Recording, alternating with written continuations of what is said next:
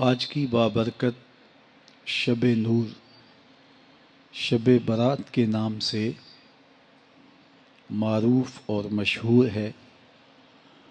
اس بابرکت شب کے دامن میں اتنی برکتیں اور اتنی رحمتیں ہیں کہ اللہ جل شانہ گناہ گاروں کو جہنم کی آگ سے آزاد فرما دیتا ہے۔ ام المومنین سیدہ طیبہ طاہرہ سیدہ عائشہ صدیقہ رضی اللہ تعالی عنہا فرماتی ہیں، ایک دن میں دیکھا کہ حضور میرے حجرہ میں نہیں ہیں، تو میں حضور کو تلاش کرنے نکلی۔ جنت البقیع میں آسمان کی طرف سر اٹھائے حضور اللہ سے التجائیں کر رہے تھے۔ مجھے دیکھا تو ارشاد فرمایا، عائشہ کیا تم نے یہ سمجھا کہ اللہ کا رسول تم سے زیادتی کرے گا؟ فرماتی ہیں میں نے عرض کی، یا رسول اللہ صلی اللہ علیہ وسلم، میں یہ سمجھا شاید آپ کسی زوجائے محترمہ کے حجرہ میں تشریف لے گئے ہیں۔ فرمایا آج لیلۃ النصف من شعبان، شعبان کی 15ویں رات ہے، درمیانی شب ہے۔ اس رات کو اللہ تعالی جل شانہ آسمان دنیا پہ نزول اجلال فرماتا ہے اور قبیلہ بنو کلب کی بکریوں کے بالوں سے زیادہ لوگوں کو جہنم کی آگ سے آزاد کر دیتا ہے۔ قبیلہ بنو کلب عرب کا بہت بڑا قبیلہ تھا جو بھیڑ بکریاں پالتے تھے اور لاکھوں کی تعداد میں ان کی بکریوں اور بھیڑوں کے ریوڑ تھے۔ تو اس قبیلے کی بکریوں کے بالوں سے بھی زیادہ گناہ گاروں کو جہنم کی آگ سے آزاد کر دیا جاتا ہے۔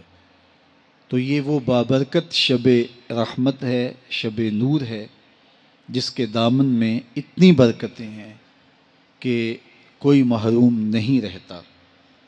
صرف وہ بد نصیب لوگ جو شرک میں مبتلا ہیں، جو سخت کینہ پرور ہیں، جو قطع رحمی کرتے ہیں، قاتل ہیں، عادی شرابی یا بدکار ہیں، انہیں اس مبارک رات میں محروم رکھا جاتا ہے، ورنہ اللہ کی رحمتوں کا عموم اس بابرکت راتوں میں اس قدر ہوتا ہے کہ کوئی گناہ گار جو اس کے حضور ہاتھ دعا کے لیے اٹھاتا ہے اور اپنا دامن پھیلا کے اس کی رحمتیں مانگتا ہے، اسے محروم نہیں رکھا جاتا، بلکہ اللہ سب گناہ گاروں کو جہنم کی آگ سے آزاد کر دیتا ہے۔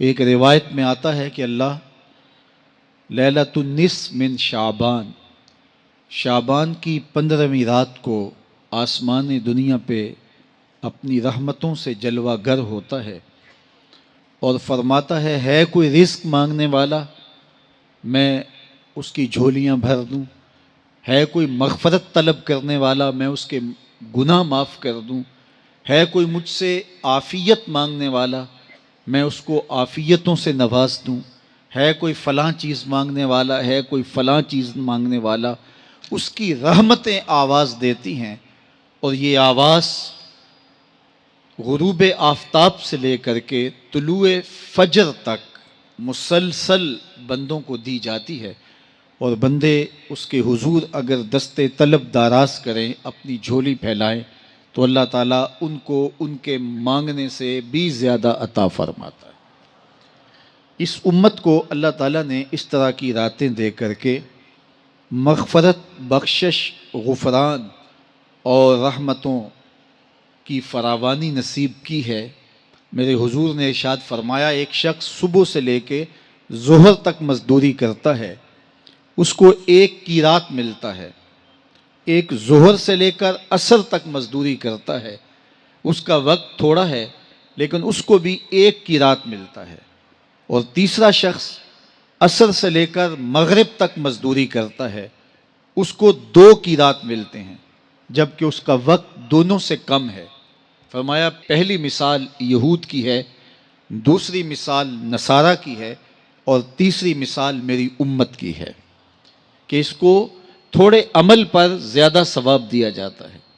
تو یہود اور نصارہ نے اس پہ برا منایا تو حضور علیہ السلام نے فرمایا کہ اللہ نے ان کے اجر میں تو کمی نہیں کی، لیکن مسلمانوں کو زیادہ اجر دے دیا، تو یہ اس کی کرم نوازی ہے۔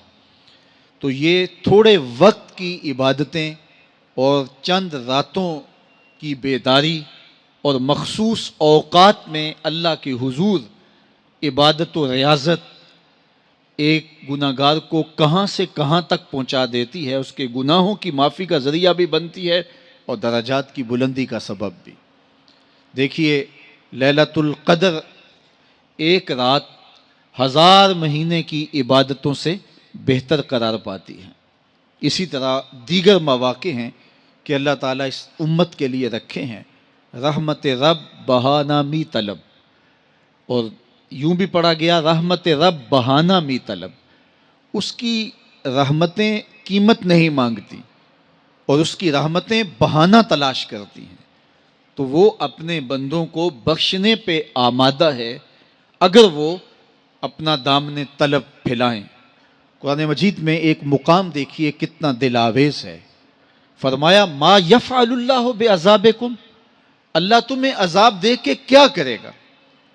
اس کی یہ چاہت نہیں ہے کہ تمہیں عذاب میں مبتلا کرے، اس کی چاہت یہ ہے کہ تم اس کی چوکھٹ پہ آؤ، جھولی پھیلاؤ، اس سے خیرات اور رحمت مانگو، اور وہ تمہارے ماضی کے سارے گناہ معاف کر کے، ساری غلطیاں معاف کر کے تمہیں اپنی رحمتوں سے مالا مال فرما دے۔ تو وہ بندوں کو بخشنے پہ، بندوں کی مغفرت کرنے پہ آمادہ ہے اور اس کی رحمتیں بہانے تلاش کرتی ہیں۔ اللہ اکبر۔ اور دوسری جانب اس کے بندے، اس کے مملوک، اس کی مخلوق، اور مخلوق کی گناہ گار اور نیکوکار اس کی رحمتوں کے طالب ہوتے ہیں، بلکہ وہ گناہ کرنے کے بعد جب معافی مانگتے ہیں تو اللہ کو یہ معافی بہت پسند ہے۔ معافی مانگنا، اس کے حضور اپنے دامن کو پھیلانا، وہ اس کو بہت زیادہ محبوب ہے۔ انسان کی فطرت کے اندر گناہ رکھا گیا ہے۔ آگ، ہوا، مٹی، پانی، یہ ان 4 چیزوں کا مرکب ہے۔ اس کے جو عناصر ہیں اس میں کبھی اعتدال قائم نہیں رہتا اور اس سے گناہ سرزد ہو جاتے ہیں۔ گناہ کرنے کے بعد بندے کا اس گناہ پہ اصرار کرنا، اڑ جانا، ضد کرنا، توبہ نہ کرنا، اللہ کو یہ پسند نہیں۔ لیکن اگر اس سے گناہ سرزد ہو جائے تو پھر وہ توبہ کر لے تو اللہ کو یہ بہت زیادہ پسند ہے۔ جو اس سے ہو سکے نیکی وہ اللہ کے حضور پیش کرے، لیکن اس کے اندر جو شر رکھی گئی ہے، اس کے اندر جو قوتیں گناہ کی رکھی گئی ہیں، اس سے اگر اس سے گناہ سرزد ہو جائے تو پھر وہ اللہ سے توبہ کرے، اللہ کی طرف رجوع کرے، تو اللہ اس کی توبہ کو نہ صرف قبول کرتا ہے بلکہ اس کے گناہوں کو معاف کرتا ہے اور گناہوں کو بدل کے نیکیوں میں تبدیل کر دیتا ہے۔ جب گناہ نیکیوں میں تبدیل ہو گئے تو جتنا بڑا گناہ گار تھا اتنا بڑا نیکوکار ہو گیا۔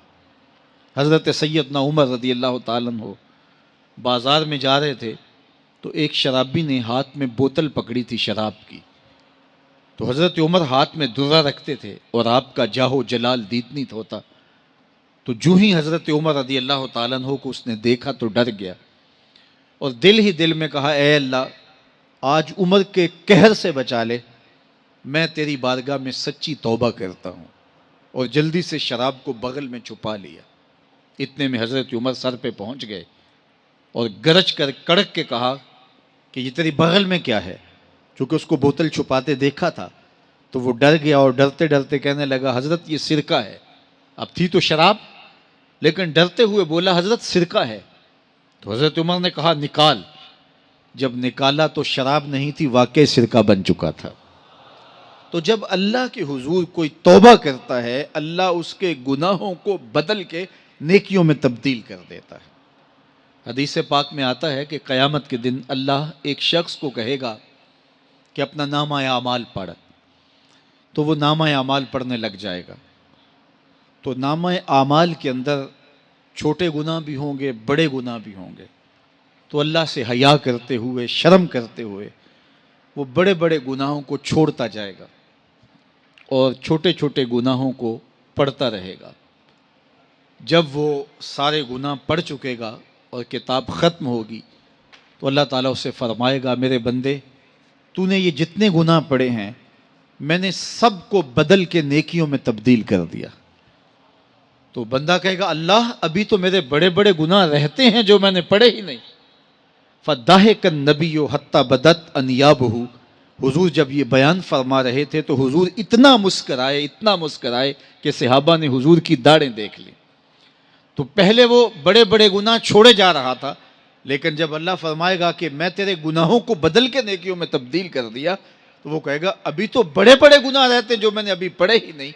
تو جب کوئی بندہ اس کے حضور توبہ کرتا ہے، اللہ یہ نہیں دیکھتا اس نے گناہ کتنے کیے ہیں، یہ دیکھتا ہے بندہ آیا میری چوکھٹ پہ ہے تو اللہ اس کے پچھلے سارے گناہ معاف فرما دیتا ہے۔ اللہ اکبر۔ میرے اور آپ کے آقا و مولا نے اللہ کے حضور توبہ کرنے اور اس پر اللہ کی خوشی اور اللہ کی خوشنودی کا ذکر کرتے ہوئے ایک مثال بیان فرمائی کہ ایک شخص صحرا میں سفر کر رہا تھا تو وہ ایک درخت کے نیچے دوپہر کاٹنے کے لیے، سستانے کے لیے رک گیا اور درخت کے ساتھ اپنے اونٹ کو باندھ دیا اور خود لیٹ گیا تاکہ دوپہر کاٹ لوں۔ تھوڑی دیر کے بعد جب اس کی آنکھ کھلی تو اس نے کیا دیکھا کہ اونٹ ماں ساز و سامان کے ساتھ غائب ہے۔ اب صحرا میں اونٹ کا گم ہو جانا گویا زندگی چلے جانے کے مترادف ہے۔ تو اس نے دائیں بائیں بھاگ دوڑ کے دیکھا کہ کہیں اونٹ کا نشان مل جائے، لیکن اونٹ کا نشان نہیں ملا۔ تا حد نظر کوئی انسانی آبادی نہیں۔ وہ بھاگا اور تھک ہار کے دوبارہ اسی درخت کے نیچے بیٹھ گیا اور پیاس سے ہلکان ہوا جا رہا تھا اور درخت کے ساتھ ٹیک لگا کے لیٹ گیا اور موت کا انتظار کرنے لگا۔ جن لوگوں نے صحرا کا سفر کیا ہے ان کو اس بات کا اندازہ ہوگا کہ کئی 100 میل تک انسانی آبادی ہی نہیں، اب نہ کچھ کھانے کے لیے بچا نہ کچھ پینے کے لیے بچا، اونٹ بھی غائب ہو گیا، توشہ بھی ساتھ ہی چلا گیا، تو اب ظاہر ہے سیدھی موت ہی نظر آ رہی ہے۔ تو وہ اس درخت کے ساتھ ٹیک لگا کے بیٹھ جاتا ہے اور موت کا منتظر ہوتا ہے۔ تھوڑی دیر کے بعد پھر اس کی دوبارہ آنکھ لگ جاتی ہے۔ جب دوبارہ آنکھ لگتی ہے تو تھوڑی دیر بعد پھر آنکھ کھلتی ہے۔ جب دوبارہ آنکھ کھلتی ہے تو دیکھتا ہے کہ اونٹ جو گما تھا ماں ساز و سامان کے اس کے پاس کھڑا ہے۔ تو صحرا میں اس حالت میں اونٹ کا مل جانا زندگی مل جانے کے مترادف ہے۔ تو وہ اتنا خوش ہوا کہ خوشی کی انتہا نہ رہی، بلکہ مسرتوں کے ہجوم میں درک گیا اور کہنے کیا لگا، اللہم انت عبدی وانا ربک، اے اللہ تو میرا بندہ اور میں تیرا رب۔ کہنا تو یہ تھا کہ تو میرا رب اور میں تیرا بندہ، لیکن مسرتوں کا ہجوم ہی اتنا تھا، خوشیوں کا ہجوم ہی اتنا تھا کہ زبان پہ قابو نہ رہا۔ کسی کے آنے سے ایسے ہوش اڑے ساقی کے، شراب سیخ پہ ڈالی اور بوتل میں کباب۔ کہنا یہ تھا اللہم انت ربی وانا عبدک، لیکن اس قدر خوش ہوا جب بھی تیری قربت کے امکان نظر آئے ہم اتنے خوش ہوئے کہ پریشان نظر آئے۔ تو کہنا یہ تھا کہ اے اللہ تو میرا رب اور میں تیرا بندہ، لیکن خوشیوں کے ہجوم میں وہ کہتا ہے اللہم انت عبدی وانا ربک، اے اللہ تو میرا بندہ اور میں تیرا رب۔ حضور یہ بات بیان کرنے کے بعد صحابہ سے پوچھتے ہیں کہ ذرا بتاؤ اس بندے کو کتنی خوشی ہوئی کہ خوشی میں زبان بھی قابو نہ رہی اور اپنے آپ پہ کنٹرول نہ رہا، اور خوشیوں کے ہجوم میں اسے یہ بھی پتہ نہیں چل رہا کہ وہ کیا بول رہا ہے۔ تو صحابہ نے عرض کی حضور بہت زیادہ اسے خوشی ہوئی۔ تو میرے حضور نے یہ بات کرنے کے بعد ارشاد فرمایا، جس طرح اس کو گما ہوا اونٹ ملا اور اس کی خوشی کی انتہا نہ رہی، تو فرمایا جب کوئی شخص توبہ کرتا ہے اور اللہ کی حضور پلٹ کے آتا ہے، گناہوں سے معافی مانگ کے اس کی دہلیز پہ آتا ہے، میرے حضور نے فرمایا اللہ اس سے بھی زیادہ خوش ہوتا ہے کہ میرا بندہ میری چوکھٹ پہ آ گیا ہے۔ تو وہ یہ چاہتا نہیں کہ اپنے بندوں کو عذاب دوں، وہ خود آگ میں چھلانگے لگائے تو اس کی مرضی، اگر گناہ سرزد بھی ہو گیا ہے تو کوئی بات نہیں، معافی مانگ لی جائے.